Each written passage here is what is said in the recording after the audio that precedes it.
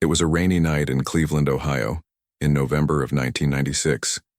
The wind howled through the parking lot of St. Bartholomew Hospital, rattling the metal signs and flickering the old streetlights. A security guard doing his rounds almost missed it, the faint cry coming from behind a dumpster near the emergency entrance.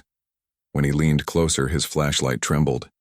There, wrapped in a damp blue blanket, lay a newborn baby girl, her tiny fists clenched, her face pale and cold. There was no car in sight. No camera had captured the moment. Only a small note, half dissolved by rain, was pinned to the blanket. The words were blurred, but one could still read the last line. "Please, keep her safe." Doctors rushed to warm the infant. They called her Baby Jane because no one knew her real name. Within days, a kind couple, Mary Ann and Thomas Martin, applied to adopt her. The papers were expedited due to the media attention around the case, and within weeks, Baby Jane became Eliza Martin. Eliza's childhood was filled with laughter, bedtime stories, and piano lessons. Her adoptive parents loved her deeply, and she loved them back. But the story of how she was found, alone in the hospital parking lot, lingered like a ghost she never managed to face. She had the blue blanket, carefully folded in a memory box, and a hospital bracelet with no name. Sometimes at night she would trace her fingers over the fabric and wonder who had left her there. As she grew older, questions replaced fear. Who would abandon a baby like that? Was it out of cruelty or love? She never asked her adoptive parents much. She didn't want to hurt them, but something in her heart whispered that the truth mattered.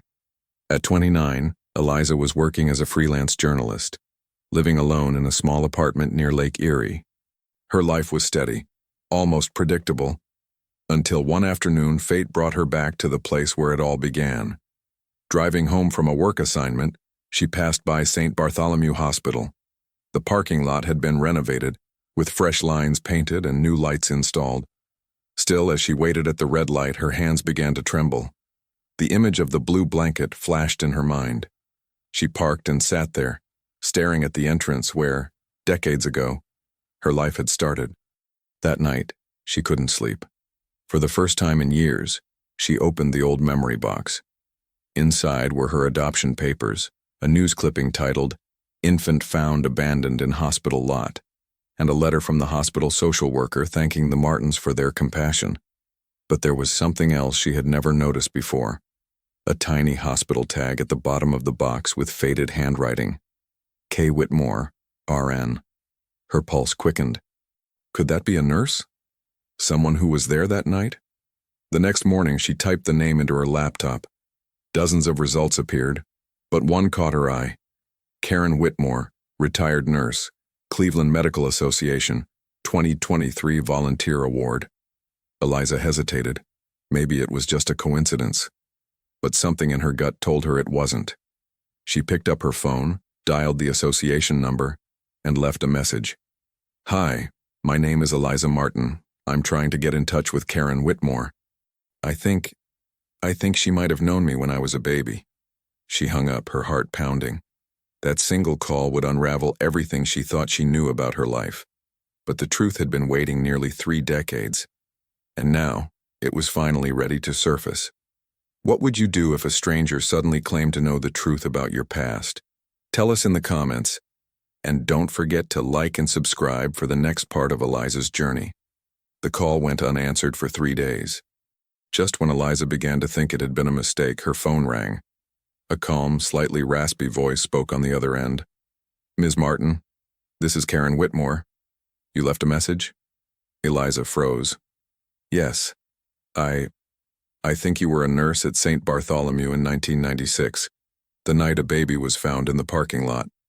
There was a brief silence, then a quiet sigh. "I remember that night," Karen said, "but I'm afraid there's not much I can tell you over the phone. The hospital keeps most of those records sealed." "Could we meet?" Eliza asked. Another pause. "Maybe," Karen replied almost reluctantly.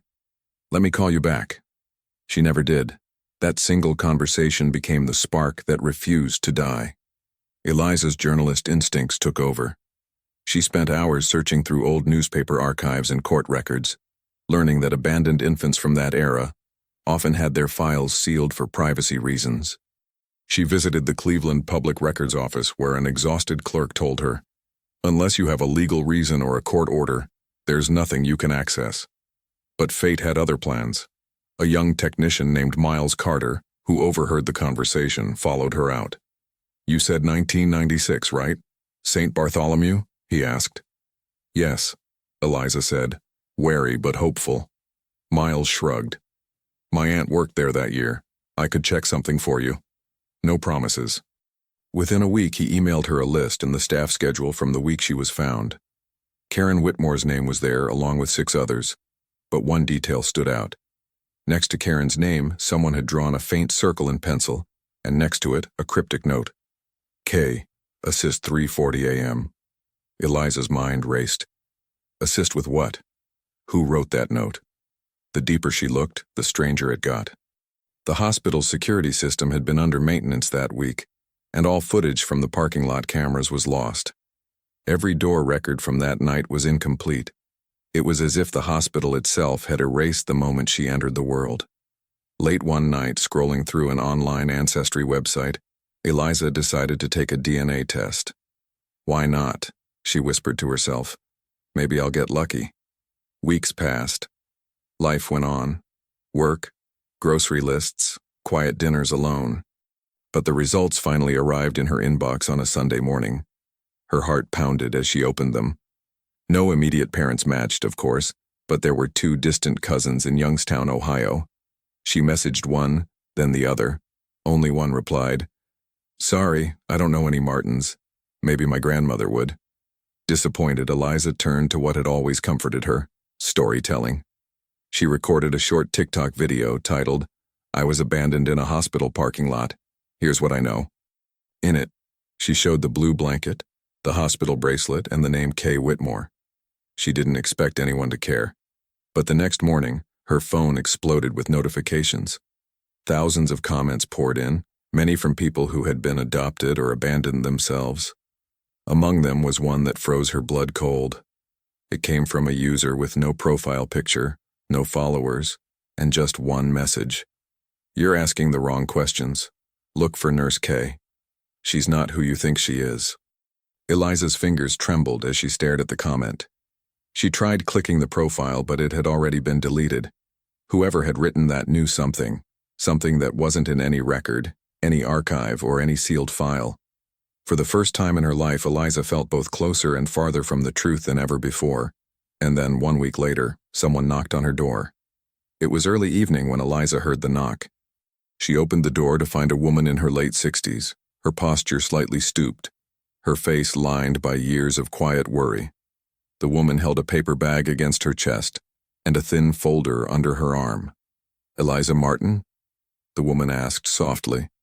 Eliza nodded. "Yes. Are you—" "Karen Whitmore," she said, almost in a whisper. "May I come in?"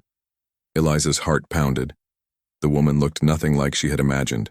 Not stern, not cold, but fragile, almost frightened. She stepped aside and motioned her in. Karen sat on the edge of the couch, her eyes scanning the small apartment. "You look so much like her," she murmured. "Like who?" Eliza asked. Karen hesitated. "The girl who brought you to the hospital that night." Eliza felt her throat tighten. "You saw her?" "I did more than see her," Karen said, her voice breaking. "I helped her." For a long moment, neither of them spoke. The only sound was the ticking of the clock on the wall. Then Karen reached into her folder and pulled out a worn photograph. It showed the hospital's emergency entrance taken decades ago. "I was on night shift that evening," she began. "A storm was coming. Around 3:30 in the morning, a young girl, couldn't have been older than 16, came in through the side door shaking, drenched from the rain. She was holding a baby wrapped in a blanket. You." Karen's hands trembled as she continued. "She begged me not to call the police. Said someone was looking for her. That if they found out she had the baby, they'd take it away or worse. She was terrified. I tried to convince her to stay, but she just kept repeating, 'Please, keep her safe.' I promised I would. And then she ran." Eliza felt tears sting her eyes. "You could have reported it." Karen nodded. I should have, but I was young too, and there were things going on in that hospital. Things I didn't understand then, but I do now. She opened the folder again and took out a small envelope, yellowed by time. Inside was a copy of a medical intake form. The signature space was empty, but there was one clue, a name written faintly in pencil at the top. A. Rivera. Alongside it was a small silver locket with the initials AR engraved on it. I kept these, Karen said. I told myself it was to protect her, but maybe it was just my guilt. Eliza's voice cracked. Do you know what happened to her? Karen shook her head. I only know she was hurt by someone powerful, someone who made sure her story disappeared. I didn't realize until years later who that man was. And by then, it was too late to undo the silence. Eliza leaned back, stunned. You're saying someone from the hospital? Karen interrupted gently. Someone you've probably read about. A doctor. A man whose reputation was untouchable. She looked at Eliza, her eyes glistening. If you're going to look for the truth, you need to be ready for what you'll find. Eliza swallowed hard.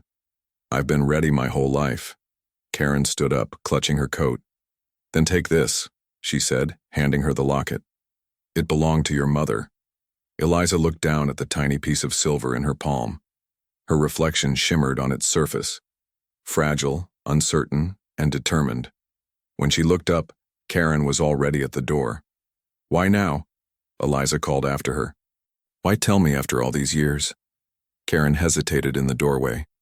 Because I'm dying, she said softly, and I don't want to carry this secret to my grave. She left without another word. The door clicked shut behind her, leaving Eliza standing in silence, holding the locket, the name A. Rivera echoing in her mind. That night, she searched every database she could find. By dawn, she had a new name, a new address, and a decision to make. She was going to find Angela Rivera. The address led Eliza to a modest, two-story house on the outskirts of Youngstown, Ohio. The paint was peeling, the garden overgrown, but the place had a strange sense of quiet dignity, as if time had stopped here on purpose. She hesitated before knocking, her fingers trembling against the door. It opened slowly. A woman stood there, her dark hair streaked with gray, her eyes wary but kind. Angela Rivera? Eliza asked. The woman blinked in confusion, then nodded cautiously. Yes, can I help you? Eliza's voice quivered. My name is Eliza Martin. I believe you're my mother. Angela froze. For several seconds she didn't breathe. Then she whispered, Oh my God. The locket slipped from Eliza's hand and hit the floor with a faint metallic sound. Angela stared at it. Then her knees gave way. She covered her mouth with both hands and began to cry. Inside, the two women sat across from each other in the dimly lit living room. On the walls hung faded photographs of Angela's younger years. A smiling teenager in a white uniform, holding a stethoscope. Eliza's eyes caught the detail immediately. You were a nurse? Angela nodded. Student nurse, St. Bartholomew Hospital, 1996. Eliza's heart pounded. You worked there? Angela took a long, shaky breath. Yes, and that's where everything started and ended. She told the story in fragments, her voice breaking under the weight of old wounds. At 17, she had been a promising trainee at the hospital. Her supervisor, a respected resident named Dr. Lawrence Pike, had taken a special interest in her. At first, he was charming, supportive, even protective. But one night, that protection turned into something else. Something she didn't consent to. When she discovered she was pregnant, Pike denied everything. No one believed her. The administration quietly dismissed her from the program, telling her to avoid creating scandal. She was alone, terrified and ashamed. I didn't want to give you up, Angela said, her voice shaking. I tried to keep you, but when Pike found out, he threatened me. Said he'd ruin my life if anyone knew. I had nowhere to go. Karen was the only one who listened, the only one who helped me. Eliza's hands were trembling. She helped you leave me. She saved you, Angela whispered.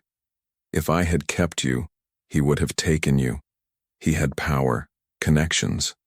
He would have made you disappear to protect himself. I thought leaving you there was the only way to keep you safe. Eliza felt both rage and compassion fighting inside her. You could have come for me. You could have told someone. Angela looked down, tears dripping onto her hands. I tried. Twice. But the hospital buried everything. I didn't even know if you were alive. The room went quiet, except for the sound of rain against the windows. Finally, Angela reached for an old photo album from a drawer. Inside were 3 photographs. A young Angela holding a newborn, a close-up of a blue blanket, and a Polaroid of the hospital entrance taken at dawn. I kept these, she said. It was all I had left of you. Eliza stared at the photos. I'm going to make them hear you, she said firmly. All of them. Pike can't bury the truth forever. Angela shook her head. He's untouchable now, a chief of surgery at a private hospital, wealthy, protected. You'll only get hurt. But Eliza's expression hardened. I'm not that scared little baby anymore. Later that night, back at her apartment, Eliza called Miles. I need your help, she said. I need access to old disciplinary records from St. Bartholomew. Miles hesitated. That's risky. They're sealed for a reason. Please, she said. It's time someone opened them. 2 days later, Miles sent her an encrypted file. Inside was a misfiled report from 1996, a complaint by a student nurse named Angela Rivera against Dr. Pike. The document had been marked unsubstantiated, signed by 2 senior administrators, and one of them was Pike himself. Eliza felt her stomach twist. The cover-up had been real. By midnight, she was drafting an email. Not to the hospital, not to the police, but to a journalist she trusted. The subject line read, "A doctor's secret, the story they tried to erase." The article went live at dawn. The doctor, the nurse, and the baby in the parking lot. Within hours, it spread across social media, reigniting an investigation that the hospital had tried to bury nearly 3 decades earlier. Former nurses, staff members, even retired administrators came forward. Some had known the rumors, others had simply chosen silence. But now, the silence was breaking. Dr. Lawrence Pike denied all accusations. His legal team released a statement calling the story defamatory fiction. But the evidence spoke louder. The resurfaced disciplinary report, the missing records, the testimony of multiple women who had worked under him, and then one final blow. A photo surfaced from the 1996 staff party showing Pike with his arm around a visibly frightened Angela Rivera. The hospital board announced a formal review within 48 hours. For the first time, the truth that had been buried under layers of fear and privilege began to surface. Eliza watched it all unfold on her laptop, her phone vibrating non-stop with calls from reporters, podcasts, even documentary producers. But amid the chaos, all she could think about was one thing: her mother. She drove back to Youngstown. Angela opened the door before she could even knock. Neither spoke. They just embraced. A long, trembling, silent hug that seemed to undo 29 years of separation. "I'm sorry," Angela whispered. "For everything. For the fear. For leaving you." Eliza shook her head. "You didn't leave me. You saved me." They spent the afternoon walking through the garden behind the house, sunlight filtering through the trees. Angela showed her a small box of letters she'd written over the years but never sent. "I used to talk to you through these," she said. "Every birthday, every Christmas." Eliza smiled softly. "Then maybe you can start reading them to me now." Back in Cleveland, Karen Whitmore was in hospice care. Eliza went to visit her carrying the same blue blanket from that stormy night. Karen looked frail, her breathing shallow. But when she saw Eliza, her lips curved into a faint smile. "I saw your story," she whispered. "You did it. You found her." Eliza sat beside her, holding her hand. "I couldn't have without you." Tears welled in Karen's eyes. "I kept that secret too long. I thought protecting her meant staying silent. But you showed me that truth protects better than fear ever could." Eliza wrapped the blue blanket around Karen's hands. "You didn't just protect her," she said gently. "You protected me, too." A few days later, Karen passed away peacefully, the blanket still by her side. Months went by. Pike faced suspension, public disgrace, and a federal investigation.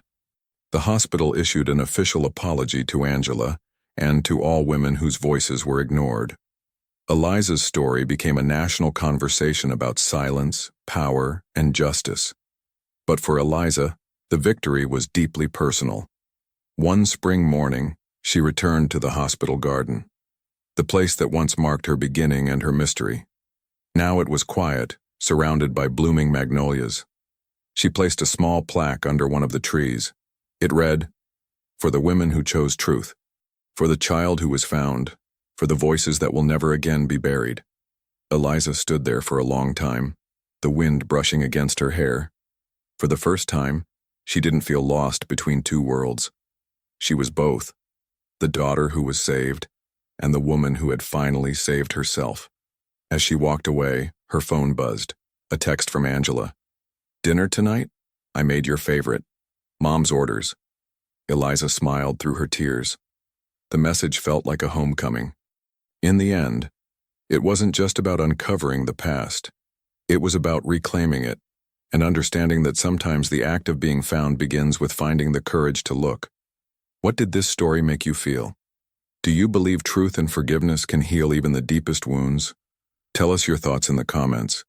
And don't forget to like, share, and subscribe for more true stories that touch the heart.